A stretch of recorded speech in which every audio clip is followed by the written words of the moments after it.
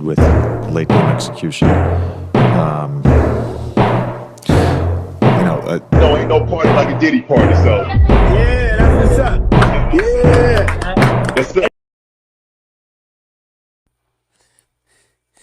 Jokic may have to leave the Denver Nuggets because the Denver Nuggets are a cluster you know what right now. Jamal Murray's ass, Westbrook's ass, the whole team is ass. They just fired their head coach, Mike Malone. Give me a break. So let me hear this one. This will be a quick video. So every time these players face a little adversity, they gotta hit the hills. They gotta leave.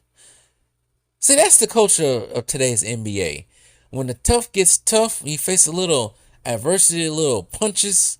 I gotta move. I gotta look for a different team. I gotta get traded. Instead of trying to figure it out. I don't get this mentality, but you know what this mentality was created by. And it's funny that Scap Attack made that video, but it'd be the same person that probably criticizes LeBron all day about him doing that. No. The problem with the Denver Nuggets is the defense. Jokic can't play a lick of defense, but everybody else gets to blame. I don't know why we're having a hard time understanding it, but I know why we have a hard time understanding it, because some of these bums don't really understand the game of basketball. But anyways, imagine if the tough got tough for Jordan. Bad Boys Pistons is beating them up. Can't get past the Pistons. Can't get past the Celtics. Jordan just decides, you know what? I had enough playing on the Bulls. Let me do the voice. Yeah, I had enough playing on the Bulls, man. I gotta go somewhere. Scotty ain't working for me. I gotta leave. I gotta go to the Lakers, play with Magic. Maybe I go to Boston, play with Bird. We will never get the greatness. We'll never get the legendary Michael Jordan. And Michael Jordan just decided when the tough got tough to flee the Chicago Bulls and go play with Larry Bird or Magic Johnson, or go down to Houston and play with Hakeem Olajuwon, or go play with Charles Barkley on the Philadelphia 76ers. But Jordan said, no, I'm going to figure this out. I'm going to get a little bit stronger so I can take some hits. And we're going to figure out how we're going to win a championship in Chicago. And that's what he did. He did. He didn't give up. He didn't run away from the smoke and try to join a super team or create a super team. No, he didn't do that. He stood tall, stood on 10 toes down, stood on business, and got 6 rings out of it.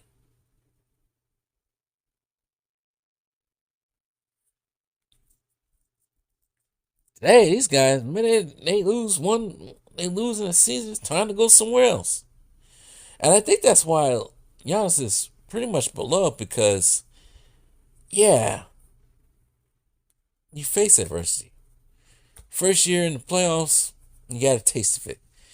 You lose I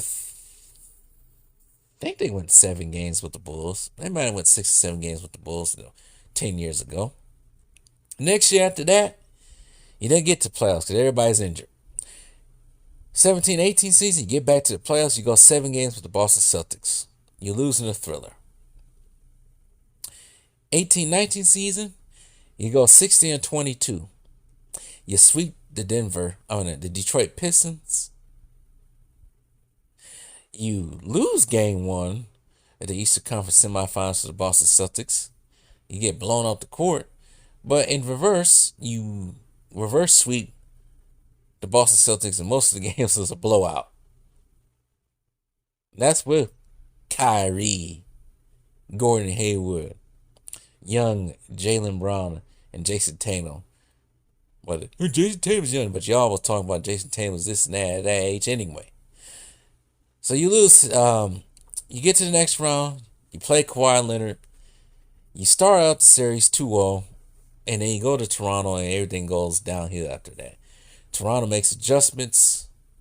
They end up winning the series. The next year after that, before the pandemic happens, Milwaukee Bucks were on the verge of winning 60-something games. Stoppage, it's adversity. You get back to playing, but you got to play in one area in the bubble. You beat the Orlando Magic in 5 games, but you get beat, a gentleman's sweep by the Miami Heat. Injured too. I think he sprained his ankle.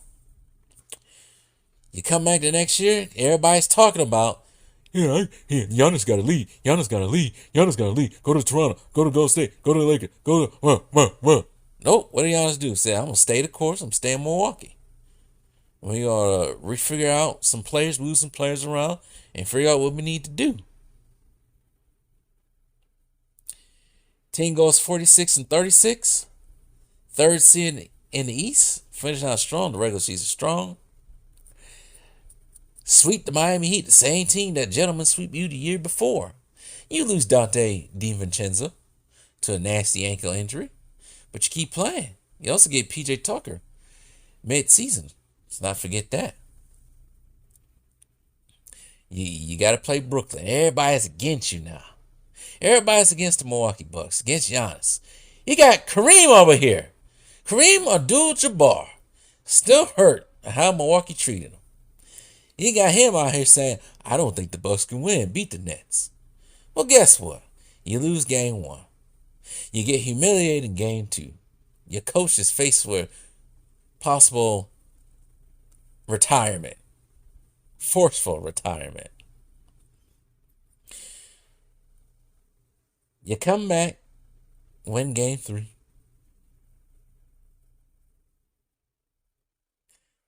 Wait a minute. Oh, yeah, that's how it went. You come back, win game 3.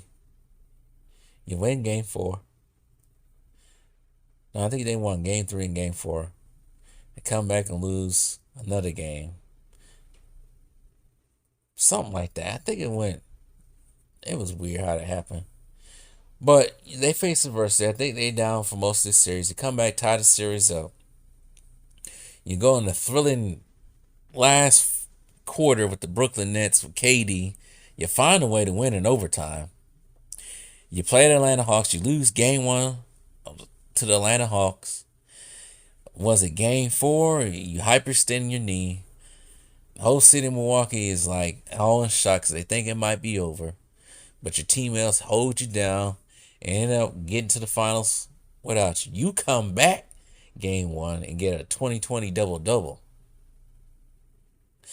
You lose game 1. You lose game 2. People think the Bucks are done. Giannis can't get it done.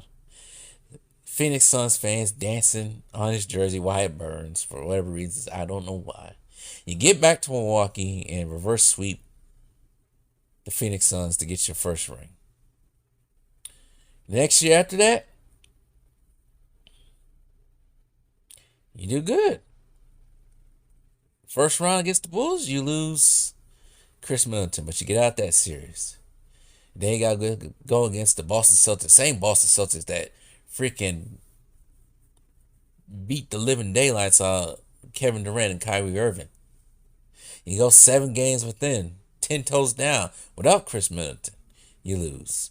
Next year after that, first seed, you lose again to the Miami Heat, who had no business even being there.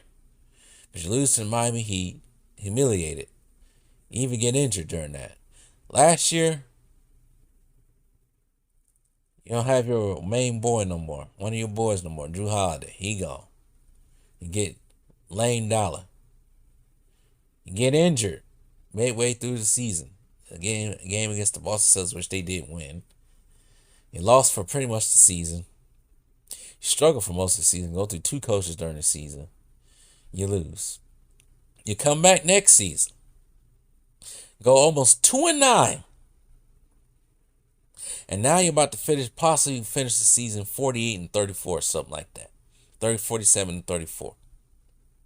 You don't have Lane Dollar no more. But you find a way to win possibly 7 to 8 games to end the season. Yeah, you got to play on the road against Indiana. But that's what makes it all interesting, thrilling, and fun.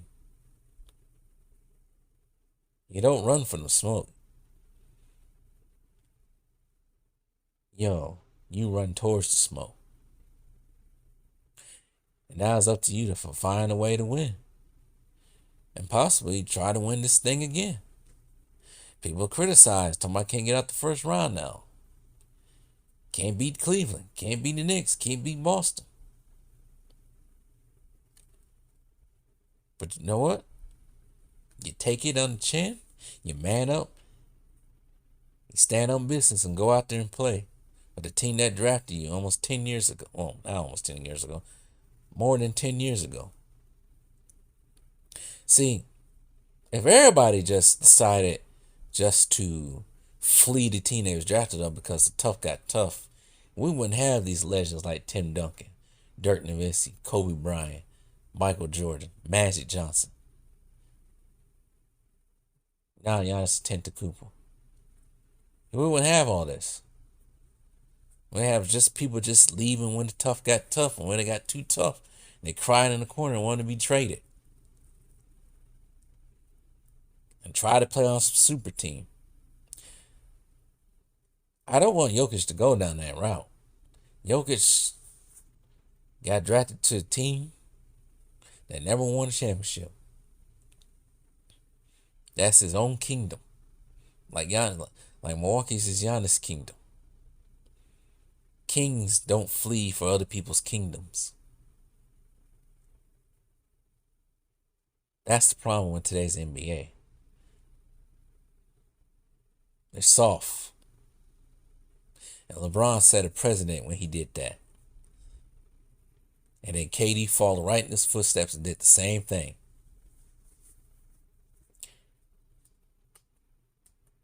It's much more thrilling, much more, impactful. A sense of fulfillment when you stay with the team you play with and find ways to win with that team you played with. That's why people like Michael Jordan. Love the story of Michael Jordan. Story of Kobe Bryant. And that's why people love Giannis. Because there are all these guys out here trying to get Giannis to leave. Find different ways to leave. Same thing with Steph Curry. That's his kingdom. San Francisco, Oakland became his kingdom. He found different ways to win. That's the beauty of playing sports. Doing anything. You don't flee from the smoke. See, I like to go by superhero mythology. There's been plenty of people that told you favorite superheroes like Spider-Man. Mostly Spider-Man, because Spider-Man wanted to quit being Spider-Man. But that old quote of saying, great power always means great responsibility. Or comes great responsibility. That's why people like Batman. He has that dominant willpower not to give up. Yeah, he know he's human. He know he's curtailed by what he can do. He know he don't have the powers of Superman, Wonder Woman, Aquaman, and Flash. He knows that. Well, his superpower is that dominant willpower not to give up, not to give in. Knowing Gotham and the world needs to be saved. Can't cower in the corner when you can't figure it out. Figure it out.